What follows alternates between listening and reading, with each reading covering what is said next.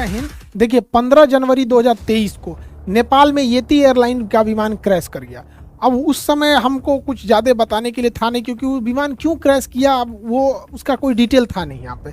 अभी उस विमान का क्या कारण था डिटेल से उसका पूरी रिपोर्ट आ गई है, जांच की रिपोर्ट आ गई है, और हम आपको इसमें बताते हैं कि कैसे एक पायलट की छोटी सी गलती पूरी जहाज़ को ले डूबा, उसमें बैठे 72 लोगों की जान चली गई यहाँ पर। तो पूरी रिपोर्ट आ गई है, उस पूरी रिपोर्ट में आपको समझाते हैं कि आखिर उस दिन क्या हुआ था येती एयरलाइन के साथ, और केवल लैंडिंग के 15 सेकंड पहले कैसे विमान दुर्घटनाग्रस्त हो गया।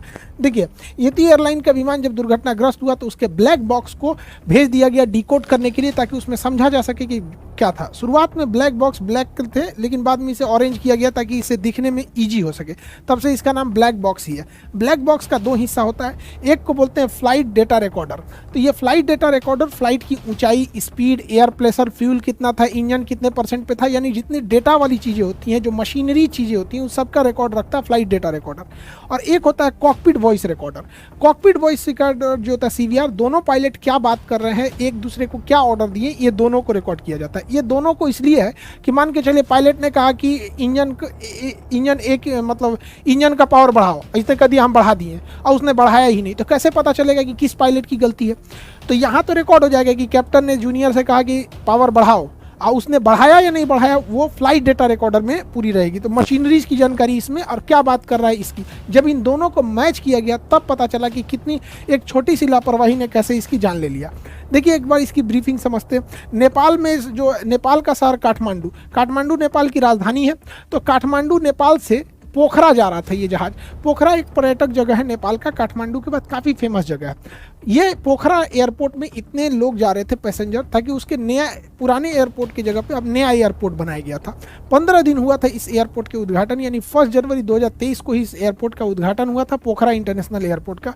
15 जनवरी को ये घटना हो गई। काठमांडू से पोखरा जा रहा यह विमान महज 146 किलोमीटर की दूरी जाना था, जिसे लगभग 35 मिनट में वो ट्रैवल कर लेता। अब ये डिपेंड करता है हवाओं का डायरेक्शन किधर है। कभी हवाओं के डायरेक्शन सेम डायरेक्शन में हो जाता है तो थोड़ा दिक्कत नहीं होती है, मौसम खराब रहता है तो टाइम भी लग जाती है।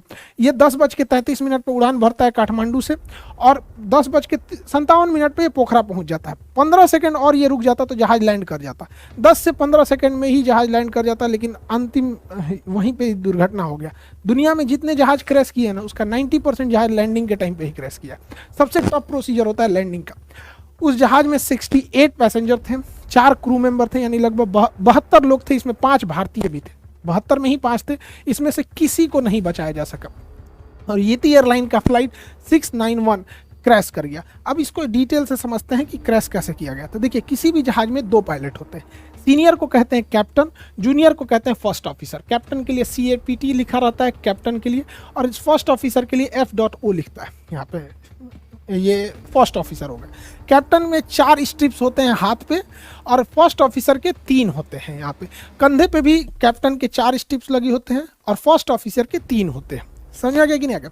तो ये कैप्टन का फर्क होता है। यहाँ पे कैप्टन जो होता है लेफ्ट साइड में बैठता है, और फर्स्ट ऑफिसर राइट साइड में बैठता है जहाज में। यहाँ पे इस जहाज को उड़ा रहे थे कैप्टन कमल उड़ा रहे थे, और फर्स्ट ऑफिसर जो थी वो अंजू थी।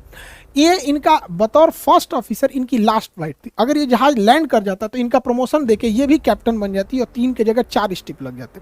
लेकिन इनका दुर्भाग्य था जो इनकी लैंडिंग नहीं हो पाई। इनके पति की भी येती एयरलाइंस में 2006 में विमान दुर्घटना में मृत्यु हो गई थी। तो काफ़ी दुखद रहा इनके साथ, ये विमान में जो भी बैठे थे। अब इन दोनों पायलट के सूझबूझ से ही जहाज को पूरी तरह से उड़ाया जाता है, क्योंकि जहाज में इतने इंस्ट्रूमेंट होते हैं कि सामने भी देखना है, इंस्ट्रूमेंट्स को भी देखना है, प्रोसीजर भी फॉलो करना है, तो एक आदमी से नहीं हो पाता है। इसलिए उसमें 2 पायलट होते हैं, एक कमांड देता है, दूसरा उसको फॉलो कर देता है। तो यही हो रहा था यहाँ पे। चेक प्रोसीजर बहुत ज़रूरी होता है, चेक लिस्ट फॉलो करना होता है। जब जहाज लैंडिंग के लिए आती है तो कैप्टन जो होता है वो सीधे लाइन अप कर लेता है, फर्स्ट ऑफिसर को वो अपना ऑर्डर करते रहता है कि इंजन पावर को घटाना है। तो यह इसका एक विमान में चेकलिस्ट प्रोसीजर है। जैसे गियर डाउन करना है, लैंडिंग गियर यानी चक्के को नीचे करना है, तो यहाँ लैंडिंग गियर का नॉब होता है, उसको नीचे कर देते हैं, और तब जैसे चक्का नीचे हो जाएगा तो 3 लाइट जल जाएंगे, क्योंकि 2 चक्के पीछे होते हैं और एक नोज लैंडिंग गियर आगे होता है, तीनों लाइट जल जाएंगे। तो कैप्टन बोलेगा लैंडिंग गियर डाउन, तो फर्स्ट ऑफिसर क्या करेगा, लैंडिंग गियर को डाउन करेगा, और जब जैसे डाउन हो जाएगा तो बोलेगा चेक, मतलब हमने कर दिया। तो लैंडिंग गियर डाउन, उसने लैंडिंग गियर डाउन, फिर बोलेगा चेक। ये रूल है, कोई भी काम जब हो जाए तो उसके बाद उन्हें बोलना है चेक। और जब एटीसी से बात करते हैं, एयर ट्रैफिक कंट्रोलर से, तो हाँ बोलना है तो हाँ नहीं बोलते हैं, रोजर बोलते हैं, या कॉपी।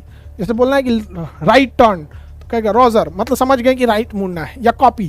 तो ये कोड है, क्योंकि ना जहाज़ों में ना जो बात होती है रेडियो फ्रीक्वेंसी में काफ़ी हल्ला होता है उसमें, तो उस वजह से ना ऐसी भाषा का प्रयोग किया जाता है जो मैच ना करे आम बोलचाल की भाषा में। जैसे इमरजेंसी में मेडे मेडे मेडे, तो ये आम भाषा में ही नहीं है, कितना भी घड़घड़ाहट हो जाएगा ये आवाज़ अलग लगने लगेगी, इसलिए थोड़ी सी रेडियो की भाषा ऐसी रखी जाती है। रोजर मतलब हाँ ठीक है, कॉपी का मतलब भी ठीक है, नेगेटिव मतलब नहीं हमको नहीं पता है। उसी तरह चेक मतलब हाँ जो तुमने बोला हमने कर दिया उसको।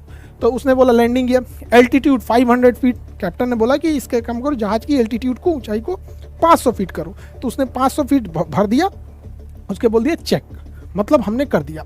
दूसरा इंजन पावर 25%, जब जहाज लैंड करती है तो आइडियल पे करके 25% की इंजन पावर पे उसे लैंड कराया जाता है, तो ज़्यादा थ्रस्ट की जरूरत नहीं है।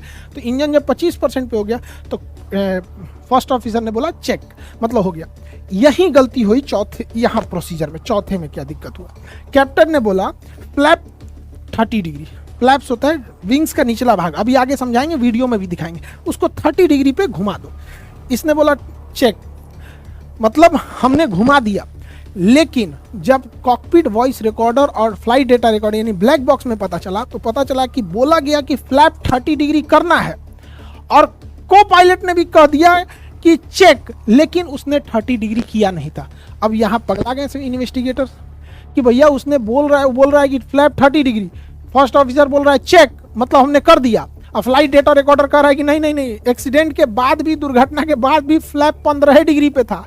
तब सब छाती पीट रहा है, रे ससुरात नहीं, जब फ्लैपवा 15 डिग्री पे था तो कौन बटन या दाब की इधरिया से बोल दिया कि चेक, मतलब ये दूसरा कोनो बटन दाब दिया है।